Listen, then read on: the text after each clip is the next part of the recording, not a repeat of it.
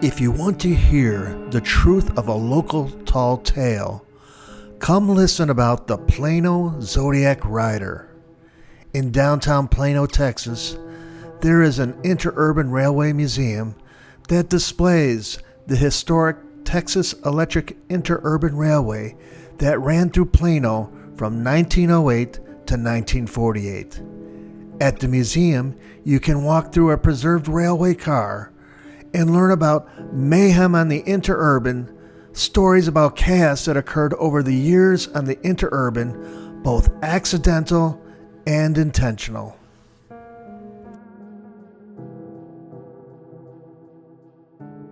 The museum mentions the story about the Plano Zodiac Rider, a woman who routinely rode the interurban railway and sold candy and small toys to the child passengers for a nickel.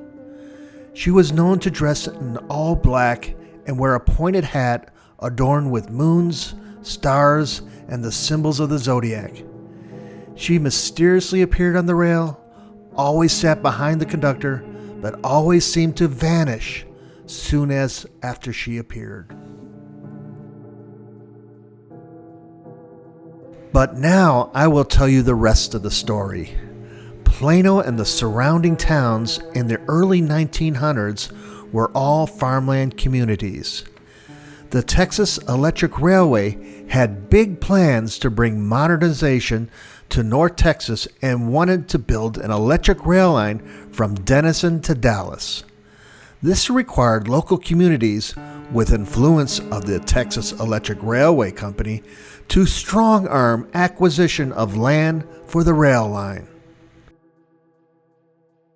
One small house on the planned route through Plano, occupied by a woman known as the Zodiac Woman, protested the government officials.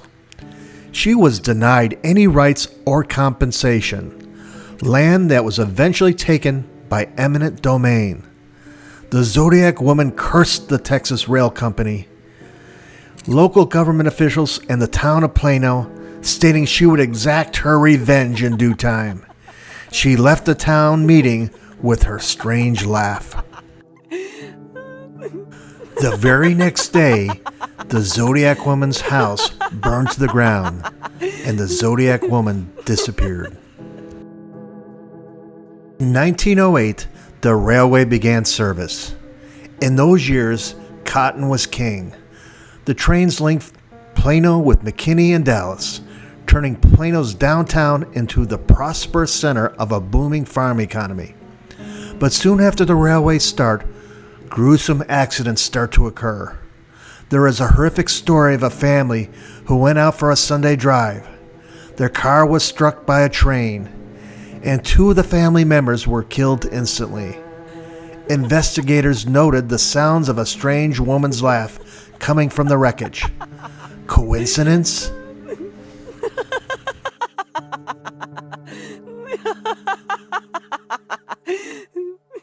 In 1909, a pipe fitter was working at the Plano substation when he accidentally touched a high-tension wire up in the ceiling, still visible in the museum today, and he was electrocuted. Physicians tried to resuscitate him to no avail. Later that same year, a worker was cleaning the substation when he came in contact with a live wire carrying 18,000 volts. It burned the flesh off his right hand and arm. The worker fell 20 feet to the cement floor and sustained a gash in the head, and his clothing caught fire. Luckily, a ticket agent was on duty and pulled him away from the wire and put out the fire. And in both situations, investigators swore they heard the light laughter of a woman.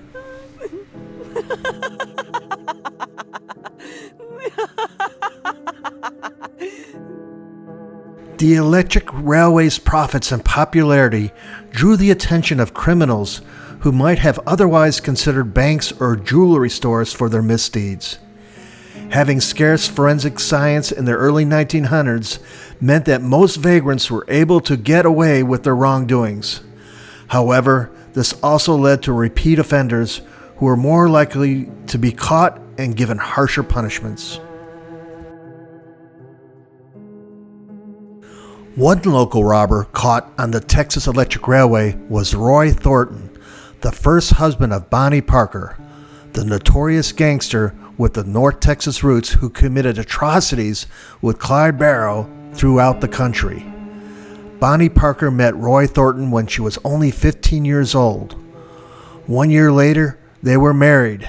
Bonnie had gotten a tattoo above her right knee on her thigh of double hearts which contained both of their names.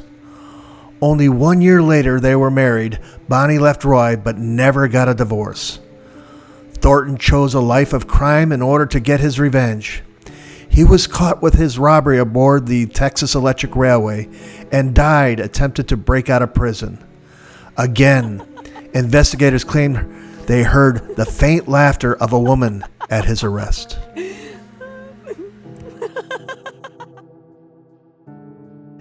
And finally, in 1948, 40 years after the start of the service, two Texas Electric Interurban Railway Company passenger motors collided with each other on the tracks as a group of onlookers and rescuers milled about. There were no fatalities, but 30 passengers and a motorman were injured. For Texas Electric Railway Company, it was the straw that broke the camel's back.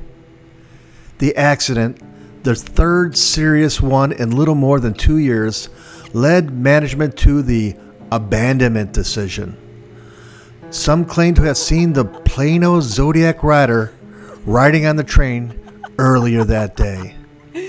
Did the 40 years of the Plano Zodiac Rider's curse take its toll?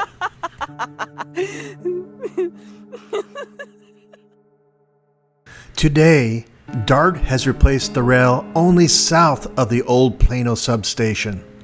Mysteriously, the company has left the rail lines north of Plano abandoned, the former site of the Plano Zodiac Rider's home.